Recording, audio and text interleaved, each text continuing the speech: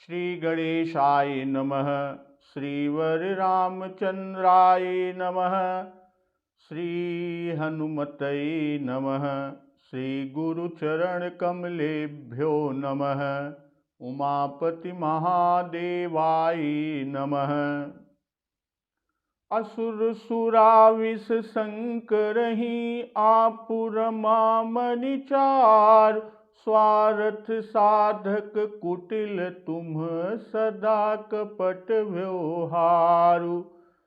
नारद जी भगवान श्री हरि के लिए कह रहे हैं कि असुरों को मदिरा और शिव जी को विष देकर तुमने स्वयं लक्ष्मी और सुंदर कौस्तुभ मणि ले ली।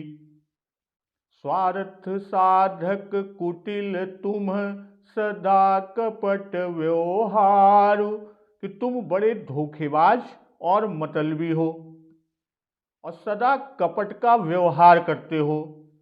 तो यह नारद जी श्री हरि के लिए क्यों कह रहे हैं? तो यह प्रसंग नारद मोह प्रसंग के क्रम में चल रहा है।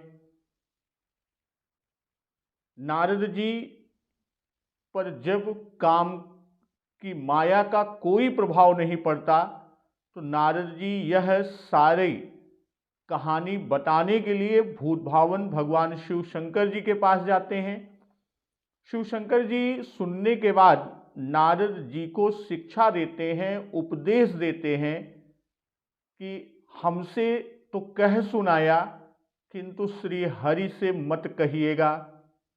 यदि श्री हरि प्रसंग छेड़ें तो भी उनसे बताने से बचिएगा, अर्थात तो उन्हें मत सुनाइएगा।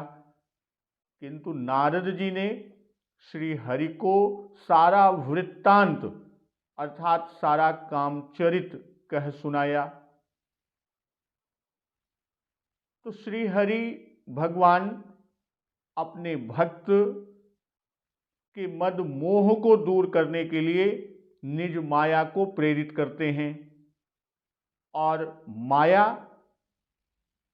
रास्ते में जाकर नारद जी के आगे एक माया नगर बनाती हैं और वहां पर सभी सुंदर नर नारी कामदेव और रति से भी अधिक सुंदर हैं और स्वयं माया देवी वहां राजकुमारी विश्वमोहिनी के रूप में आती हैं।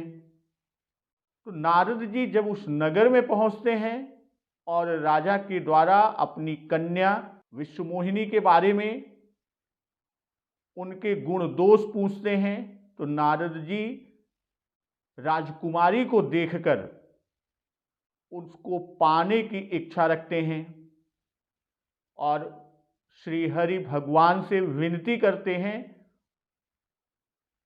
तो श्री हरि भगवान नारद जी के हित की बात कहकर अंतर्धान हो जाते हैं और नारद जी वहां से रंगभूमि जहां स्वयंवर होना है वहां पहुंचते हैं।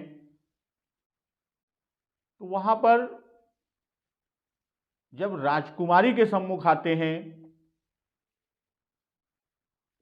तो उनकी स्थिति को देखकर कि मरकट बदन भयंकर देहि, देखत हृदय क्रोध भाते ही। सखी संग लई कुंवरी तब चली जनु राज मराल, देखत फिरई महीप सब कर सरोज जयमाल।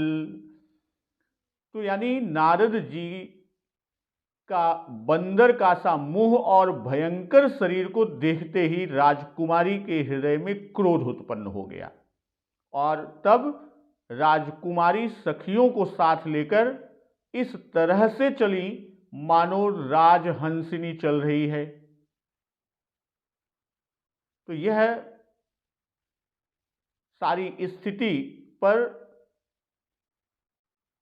कृपालु भगवान श्री हरि राजा का शरीर धारण कर वहां पहुंचते हैं और राजकुमारी प्रसन्नता पूर्वक उनको जयमाल पहनाकर उनका वरण कर लेती हैं।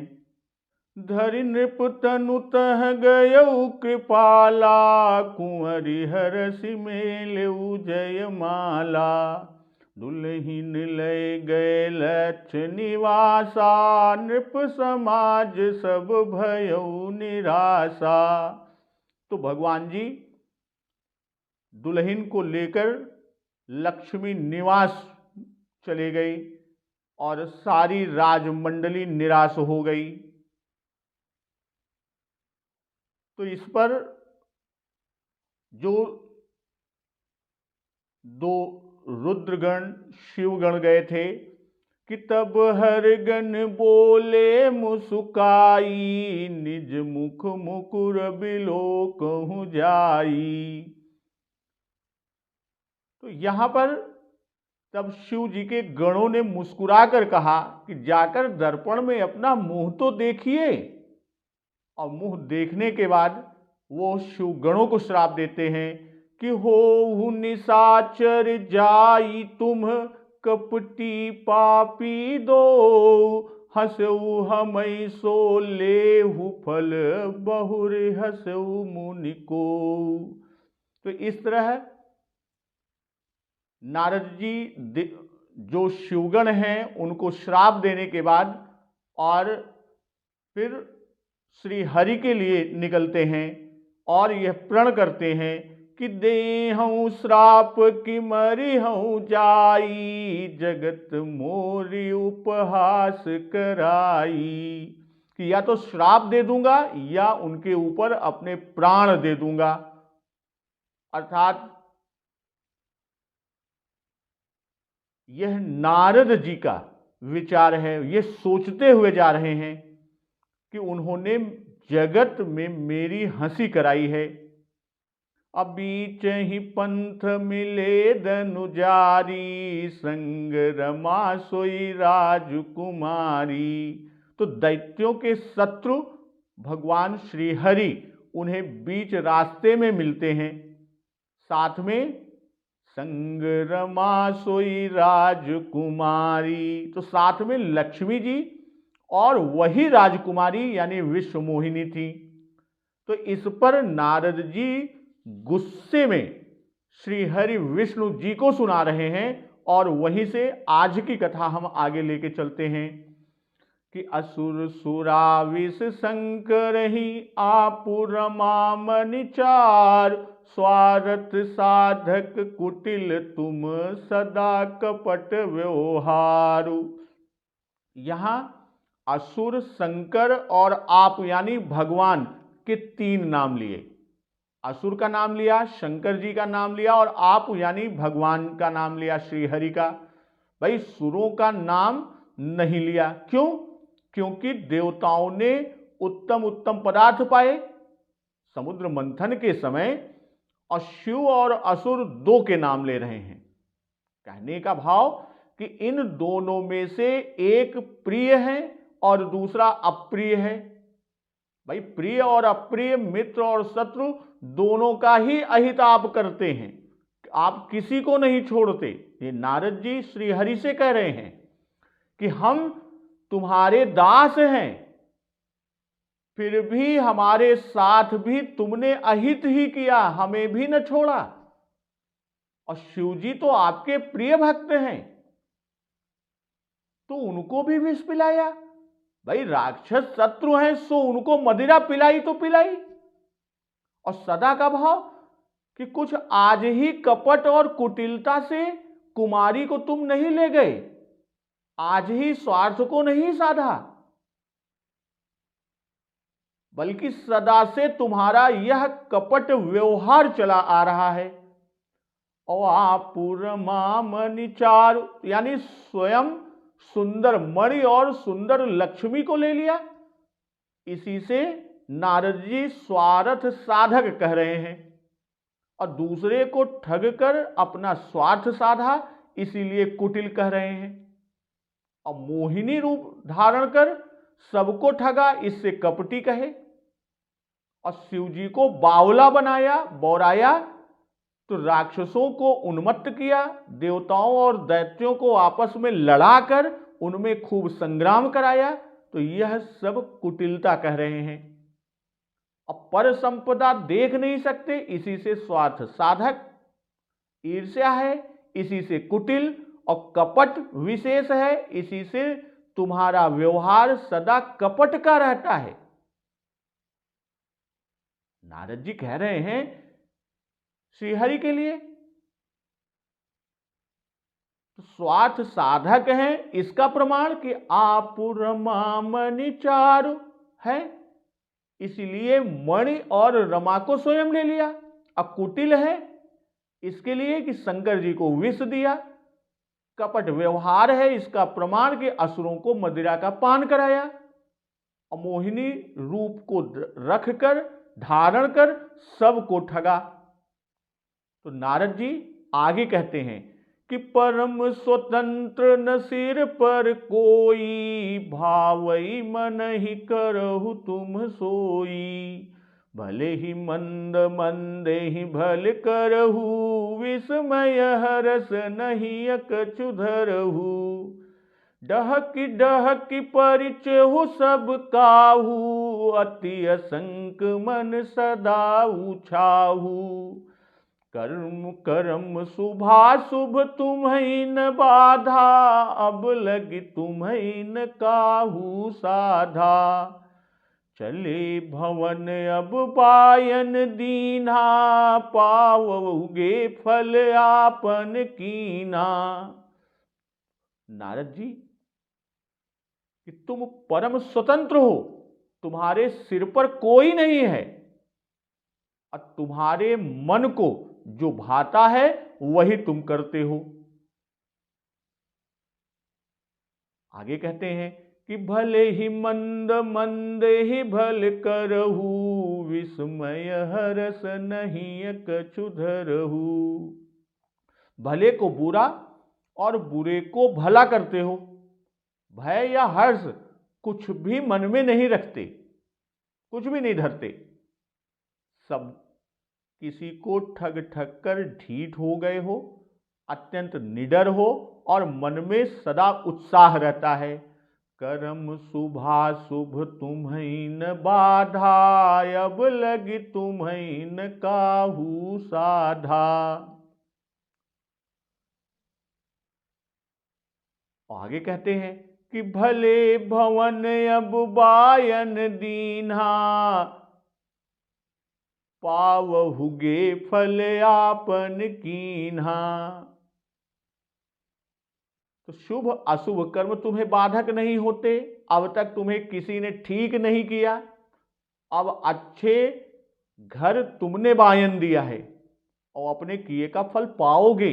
नारद जी श्री हरि से कह रहे हैं कि परम स्वतंत्र न सिर पर कोई, भावई मन ही करहु तुम सोई।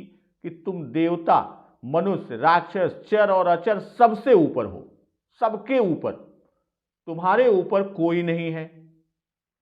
अब यहां पर फिर आगे कहते हैं कि भले ही मंद मंदे ही भल करहु, कि धर्मात्माओं को पापी बनाकर नरक में भेजते हो और पापी को सुकृति बनाकर वैकुंठ में भेज देते हो।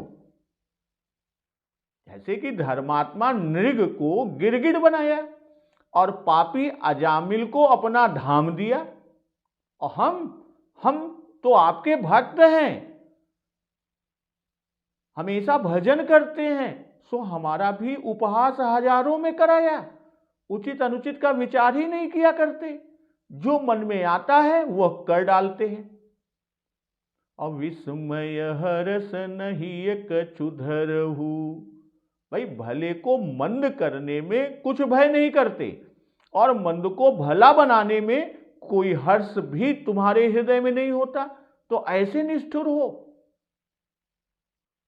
डहकी डहकी परिचय हो सब काहू, अति असंक मन सदा उछाहू। कि सबको ठग ठग कर परच गए हो, अर्थात ढीठ हो गए हो, इसी से अति असंक यानी बिल्कुल निडर हो गए हो, और मन में डहकने का कोई उत्साह की बात आप करते हो, मन में ढकने का उत्साह हमेशा बना रहता है। भाई ग्रामवासियों ने ब्रह्मा जी में 3 दोष गिनाए, निपट, निरंकुश, निठुर और निशंक, कि विधि कर तब उल्टे सब अहि, निपट, निरंकुश, निठुर, निशंकु। तो वही दोष क्रम से नारद जी भगवान श्री हरि में कह रहे हैं। कहने का आशय कि ग्रामवासियों ने समझकर ब्रह्मा जी में दोष कहा और नारद जी बिना समझे भगवान में दोष कह रहे हैं। तो इस समय नारद जी ग्रामीण पुरुषों से भी अधिक बुद्धिहीन हो गए कि माया बस न रहा मन बोधा, और यह सब कहते जाते हैं, फिर भी भगवान श्रीहरि मुस्कुराते ही रहे। तो इसी से मन सदा उछाहू कह रहे हैं। अकरम शुभाशुभ तुम्हें न बाधा, अब लगी तुम्हें न काहू साधा। भाई भगवान को जान लेने से जान लेने वालों के कर्मों का नाश होता है, तब भगवान को शुभ अशुभ कर्म कैसे बाधक हो सकते हैं, यानी बाधा नहीं करता। अर्थात ब्रह्मा तुम्हें फल नहीं दे सकते, शुभ अशुभ कर्म के फलदाता विधाता हैं, कि कठिन कर्म गति जान विधाता, जो शुभ अशुभ सकल फलदाता। और गीता में भगवान ने स्वयं कहा कि कर्म मुझे लिप्त नहीं कर सकते, न माम कर्माणि लिम्पन्ति, और न काहू साधा, यानी शुभ अशुभ कर्मों का फल किसी ने न दिया, लेकिन अब हम देंगे। नारद जी कह रहे हैं कि अब हम देंगे। तो कर्म का फल ब्रह्मा देते हैं, सो वे भी आपको कर्म का फल दे नहीं सकते। और बचे शिव जी, तो उनको तुमने विष ही पिलाया था, वे भी तुम्हारा कुछ न कर सके। तो ये दोनों मुखिया थे, तो उनकी यह दशा हुई।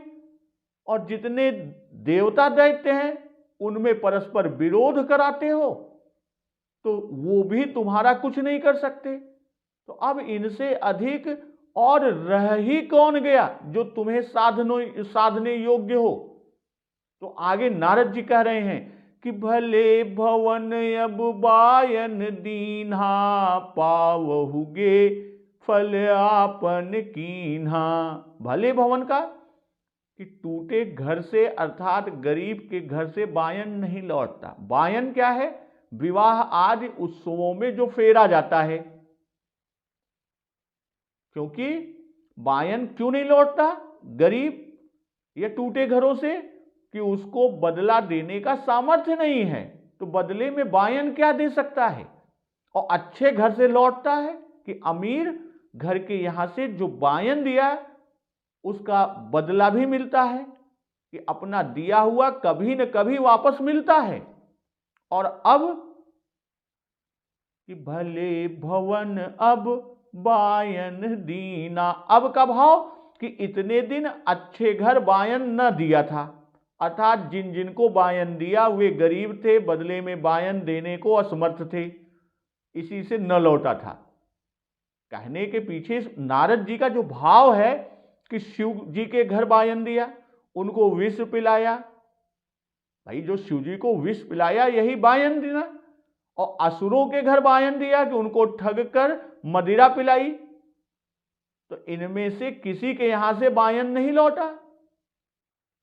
और अच्छे घर अब बायन दिया, अर्थात हम अमीर हैं कि जैसा बायन दिया है वैसा ही लौटाने में हम समर्थ भी हैं।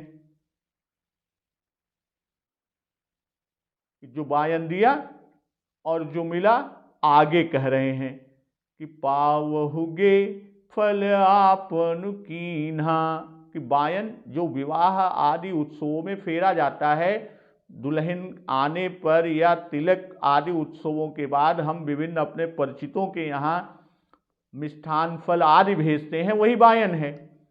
और यहाँ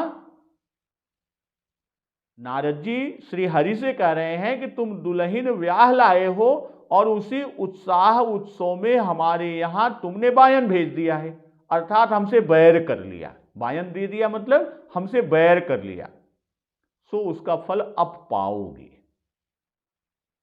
और आपन कीन्हा कि क्या है और फल क्या है, वह अब नारद जी उसको कह रहे हैं कि आपन कीन्हे में कि बंचऊ मोहि जबन धरि देहा, सोई तनु धरऊ श्राप मम एहा। कपियाकृत तुम कीन्हे हमारी, करी हैं कीस सहाय तुम्हारी। मम अपकार कीन्ह तुम भारी, नारी बिरह तुम होब दुखारी। जो देह धरकर तुमने मुझे ठगा, वही देह धरो, यह मेरा श्राप है। कि बंचऊ मोहि जवनि धरि देहा, सोई तनु धरहु श्राप मम एहा। अकपियाकृत तुम कीन्हे हमारी, करी हैं कीस सहाय तुम्हारी। तुमने हमारा रूप बंदर का सा बना दिया, तो तुम्हारी सहायता बंदर ही करेंगे। मम अपकार कीन्ह तुम भारी, नारी बिरह तुम होब दुखारी। तुमने हमारा भारी अपमान और अहित किया, तो तुम भी स्त्री वियोग में दुखी होगे। श्राप शीस धरि हरसिय, प्रभु बहु बिनती कीनी। निज माया के प्रबलता, करसि कृपा निधि लीन।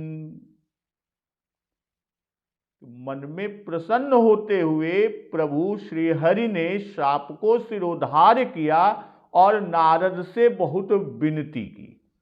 पहले श्राप को सिरोधार्य किया और उसके पश्चात नारद से बहुत विनती की कि निज माया के प्रबलता, करसि कृपा निधि लीन।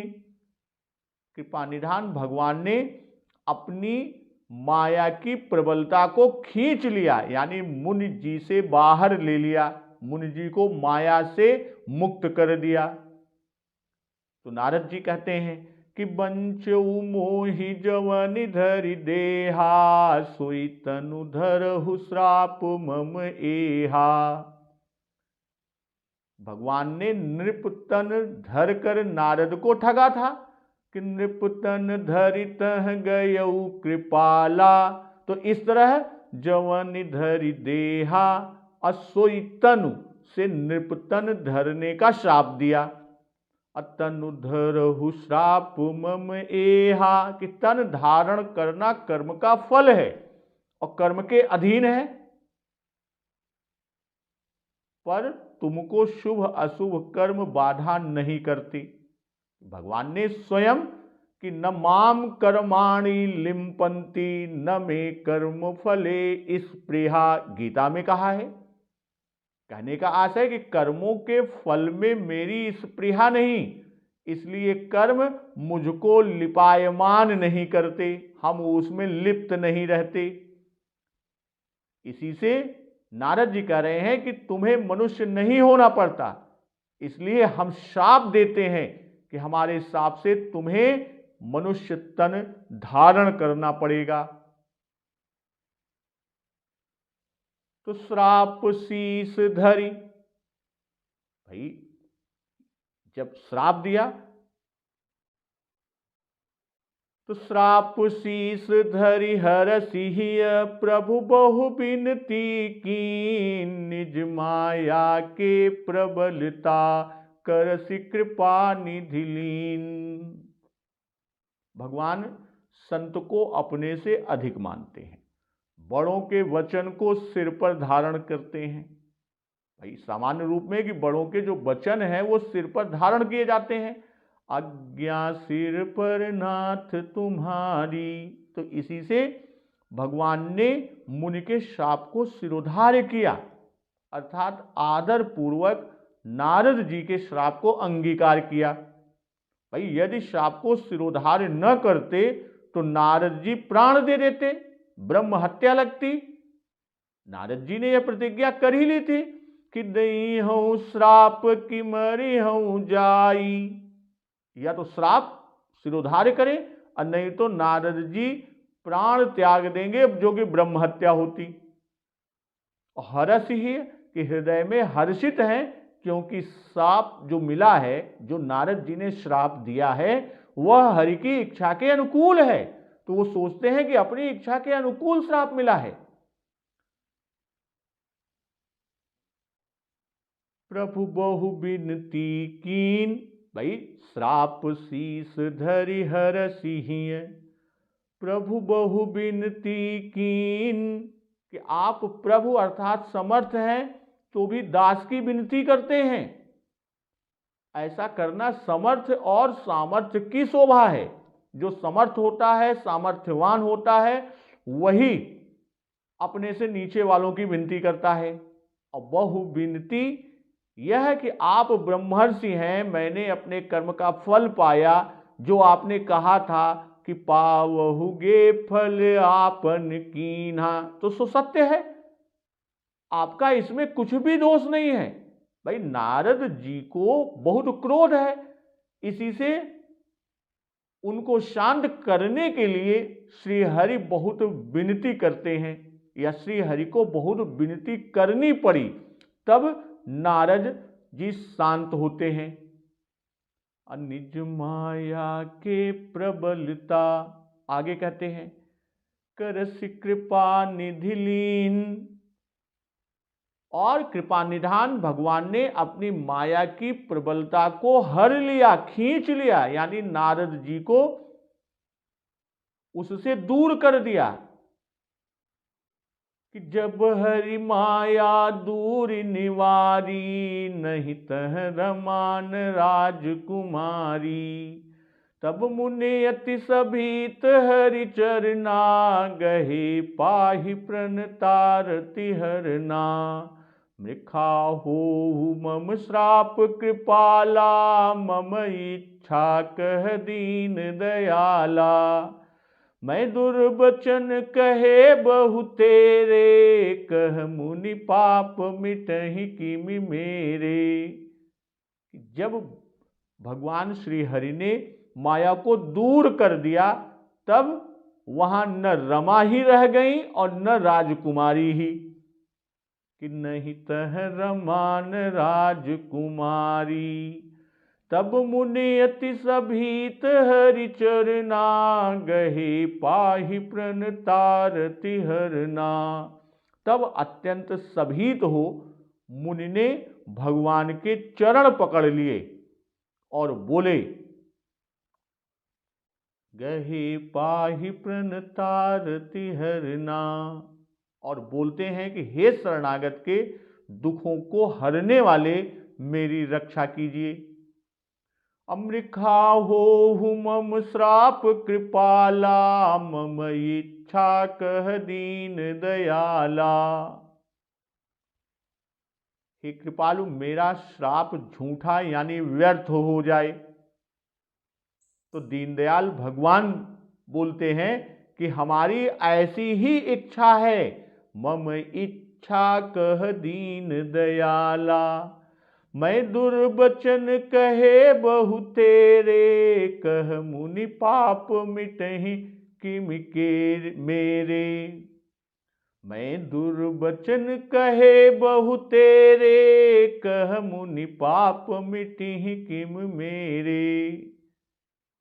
मुनि जी फिर बोलते हैं नारद जी कि मैंने बहुत दुर्वचन कह डाले हैं, तो मेरे पाप मिटेंगे कैसे। कि जब हरि माया दूर निवारी, नहीं तह रमान राजकुमारी। भाई जब माया का निवारण किया तो माया को निवृत्त कर दिया, नारद जी को निवृत्त कर दिया किससे, माया से। पर वहां साक्षात लक्ष्मी जी भी नहीं रह गई, रमा और राजकुमारी दोनों ही नहीं रही। तो दोनों वहां यदि रहती तो माया न कहलाती भाई, क्योंकि माया को तो भगवान ने दूर ही कर दिया।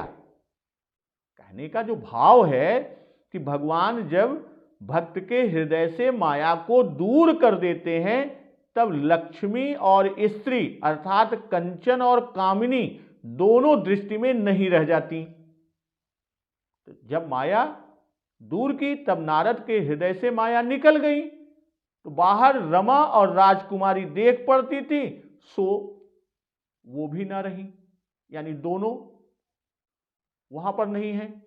कि तब मुनि अति सभीत हरि चरना गहे पाहि प्रणतारति हरना।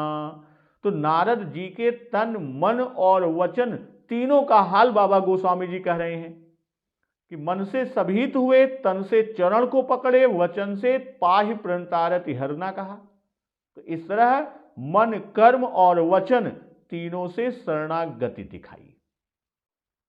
और तब अर्थात माया के दूर करने पर, जब माया दूर हुई तब क्रोध और वैर भी चित्त से निकल गए।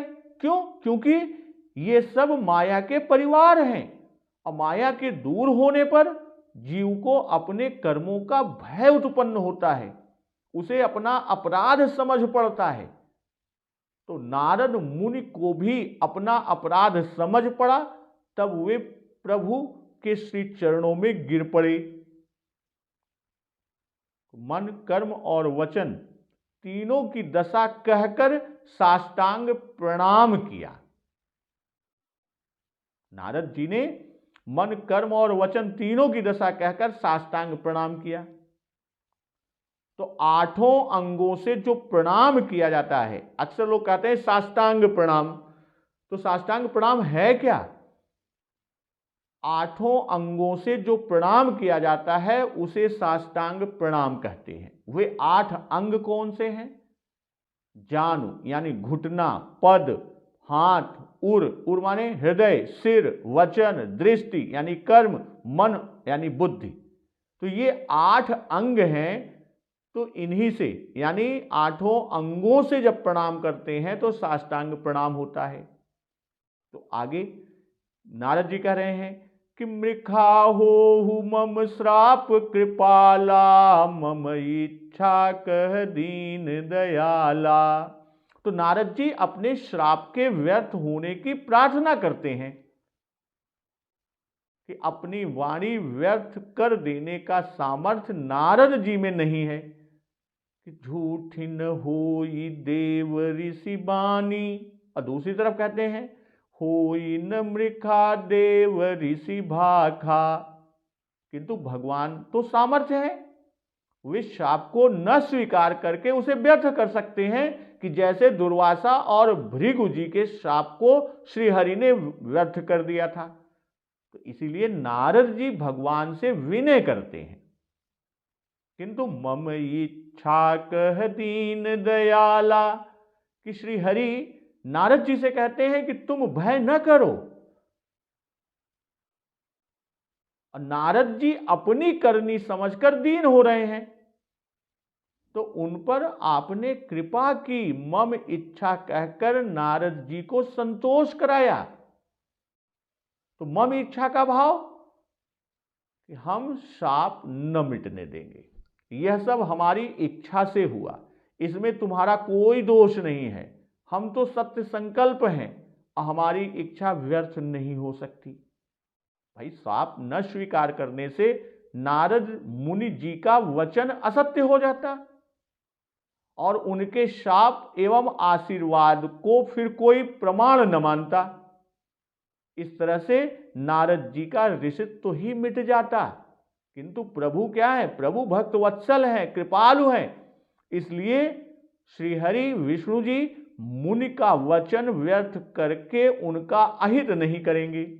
इसी से मम इच्छा कहकर नारद जी को संतुष्ट कर रहे हैं। दीन दयाला कि रुद्र गणों को निशाचर होने का शाप हो चुका है और वे शाप से दीन है।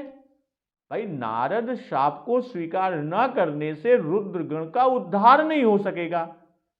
इसलिए नारद के उस श्राप को भी सत्य और रुद्र गणों का उद्धार करने के विचार से पूज्य संतजन और वक्ताओं ने दीन दयाल विशेषण दिया है।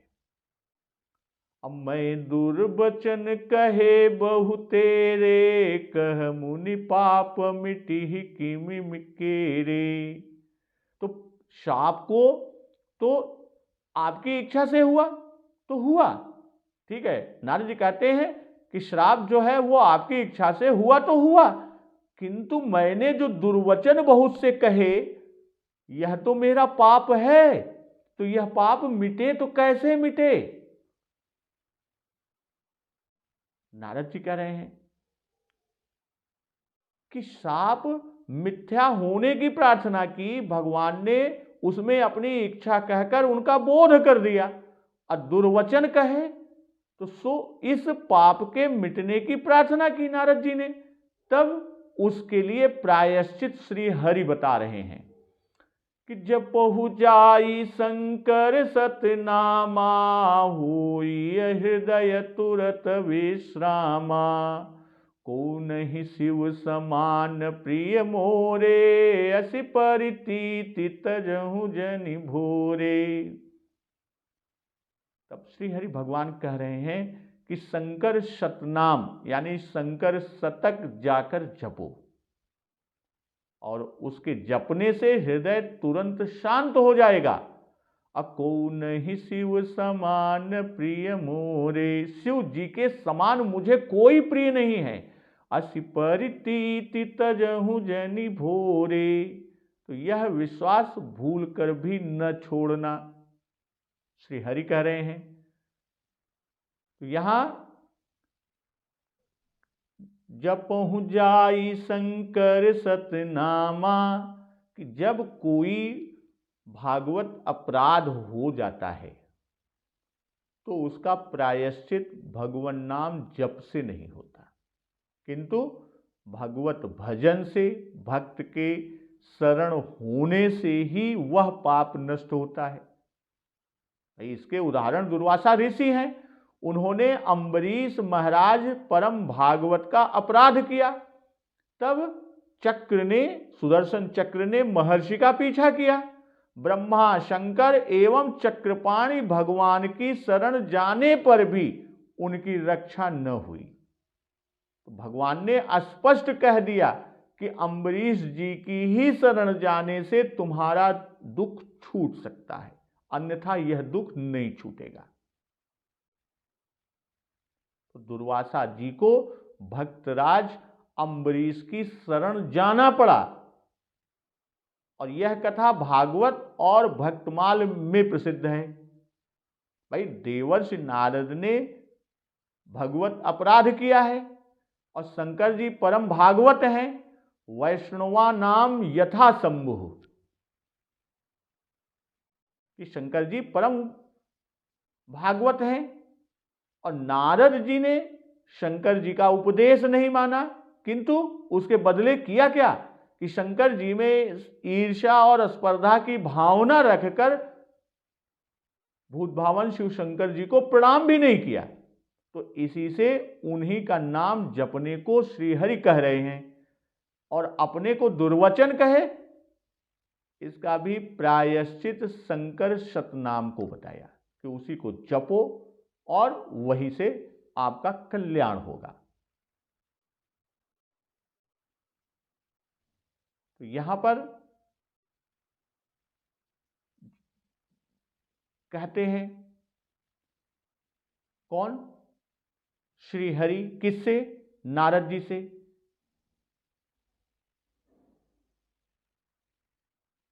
कि मैं नारद जी ने कहा था, उस पर श्री हरि ने उनको उपाय बताया। और जब नारद जी ने ये कहा कि मैं दुर्वचन कहे बहु तेरे, कह मुनि पाप मिटे किमि मेरे, तो मुनि जी कहते हैं कि मेरे पाप कैसे मिटेंगे। तो इन वचनों के उत्तर में कि जब पहु जाई शंकर सतनामा, यही प्रायश्चित कह रहे हैं। और यह कहकर नारद जी को संकेत से यह बता भी रहे हैं कि वस्तुतः हमारी नहीं बल्कि तुमने शंकर जी का अपराध किया है जो कि अक्षम्य है, इसलिए तुम यही प्रायश्चित करो। अहोई है तुरत हृदय विश्रामा।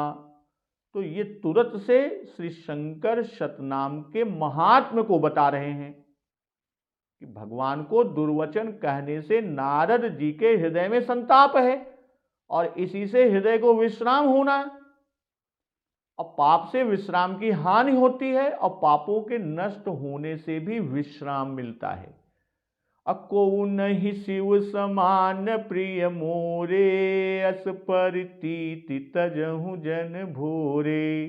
भाई सभी जीव हमें प्रिय हैं, श्री हरि कह रहे हैं कि सभी जीव हमें प्रिय हैं, कि सब मम प्रिय सब मम उपजाए, किंतु शिवजी अपनी राम भक्ति से मुझे सबसे अधिक प्रिय हैं। कि पनु करि रघुपति भगति दिखाई, को शिव सम राम ही प्रिय भाई। और असी परितीत तजहु जनि भोरे, कि तुमने ऐसी प्रतीति को त्याग दिया, इसी से तुमने शंकर जी के वचनों का प्रमाण न माना बल्कि उल्टे उनका अनादर किया। अब प्रतीति के त्याग से ये शिव भक्ति न करेंगे, किंतु बिन विश्वास भगति नहीं, और शिव भक्ति बिना ये हमको प्रिय न होंगे। तो ऐसा विचार कर श्री हरि भगवान ने ये वचन कहे कि जेहि पर कृपा न करहि पुरारी, सोन पाव मुनि भगति हमारी। असुर धरि महि विचरहु जाई, अब न तुम ही माया नियराई। कि हे मुनि, जिस पर त्रिपुरारी अर्थात शिवजी कृपा नहीं करते वह हमारी भक्ति नहीं पाता। असुर धरि महि विचरहु जाई, और हृदय में ऐसी धारणा रखकर पृथ्वी पर जाकर विचरते रहो। और अब न तुम्हें माया नियराई, अब माया तुम्हारे निकट नहीं आएगी। अब बहुविधि मुनि प्रबोधि प्रभु, तब भय अंतर्धान। सत्यलोक नारद चले करत राम गुणगान। बहुत तरह से बहुत प्रकार से मुनि को समझा बुझाकर तब श्री हरि प्रभु अंतर्धान हो गए और नारद जी श्री राम जी का गुणगान करते हुए ब्रह्म लोक को चले। कहने का यहां कि जेहि पर कृपा न करहि पुरारी, सोन पाव मुनि भगति हमारी। कृपा न करने में यहां पर बाबा गोस्वामी जी ने त्रिपुरारी नाम दिया, क्योंकि त्रिपुर पर कृपा नहीं की थी। जेहि पर यहां एक वचन में लिखा है बाबा जी ने कि भक्ति पाने वाले कोई एक ही होते हैं, बहुत से नहीं होते। और एक गुपुत मत सबई कहूं कर जोर, शंकर भजन बिना नर भगतिन पावई मोरी। तो शंकर नाम जपें, तब शंकर जी कृपा करें और हमारी भक्ति मिले, और फिर हमारी भक्ति की प्राप्ति होने पर माया पास नहीं आती। उस असुर धरि महि विचरहु जाई। कि दक्ष श्राप के कारण नारद जी एक जगह नहीं ठहर सकते, इसलिए विचरहु जाई कहा। भाई पहले भी सर्वत्र विचरते रहना ही बताया, क्योंकि इससे परोपकार होता रहेगा। अब महि विचरहु जाई कि विचर विचर कर पृथ्वी पर भी लोगों का इसका उपदेश करना। अब न तुम्हें माया नियराई, कि तुमने शंकर जी की भक्ति न की, उनके वचनों को न माना, यही भक्ति न करना है। कि आज्ञा सिर पर नाथ तुम्हारी। और इसी से माया तुम्हारे पास आई। अब शंकर नाम जप से हमारी भक्ति दृढ़ बनी रहेगी और माया पास नहीं फटकेगी, क्योंकि माया भक्ति से डरती है। और माया का नियराना क्या है? माया का व्यापना यानी क्लेश है। भगवान जिसकी माया दूर कर देते हैं उसे फिर माया नहीं व्यापती। इसी से कहते हैं कि अब न तुम्हें माया नियराई, अब बहुविधि मुनि प्रबोधि। अब यहां पे आगे कहते हैं बहुत प्रकार से मुनि को प्रबोध कराया, समझा बुझाकर ढांढस देकर। तब भय अंतर्धान, तब प्रभु अंतर्धान हो गए। असत्य लोक नारद चले। नारद जी सत्यलोक को चले और क्या करते हुए चले? करत राम गुण गान। तो नारद जी श्री रामचंद्र जी के गुणों का गान करते हुए सत्यलोक या ब्रह्मलोक को चले। तो रास्ते में नारद जी को कौन मिलता है और क्या आगे की कथा है, उसका श्रवण अमृतपान हम लोग अगले दिवस पर करेंगे। तो आज की कथा यहीं समाप्त करते हैं। तो एक बार जोर से बोलिए, सियावर रामचंद्र की जय, पवन सुत हनुमान की जय। जगत जननी मां जगदम्बा की जय, गुरुदेव भगवान की जय। उमापति महादेव की जय। जय श्री राम।